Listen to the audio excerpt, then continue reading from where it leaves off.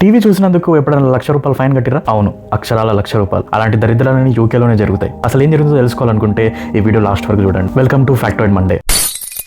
Facts మాట్లాడుకుందాం. మనోడు ఒకడు ఇంట్లో బోర్ కొడుతుందని చెప్పి ఒక టీవీ కొనుక్కున్నాడు. అలాగే ఆఫర్లో తక్కువగా వస్తుందని చెప్పి స్కై కనెక్షన్ పెట్టించుకున్నాడు. స్కై అంటే ఇండియాలో టాటా స్కై లాగా. సో అలా స్కై కనెక్షన్ పెట్టించుకున్నాడు. లైవ్ టీవీ చూడడం స్టార్ట్ చేశాడు. కొన్ని రోజుల తర్వాత తన ఇంటికి కొంతమంది వచ్చి లైవ్ టీవీ చూస్తున్నారని అడిగాడు. తను అవును చూస్తున్నాము అడిగాడు. టీవీ లైసెన్స్ తీసుకున్నారా అంటే లేదు అన్నాడు. టీవీ లైసెన్స్ తీసుకున్నందుకు ₹1,00,000 ఫైన్ వేశారు. ఇక్కడ రూల్ ఏంటంటే లైవ్ టీవీ చూస్తే పక్కా టీవీ లైసెన్స్ కట్టాలి.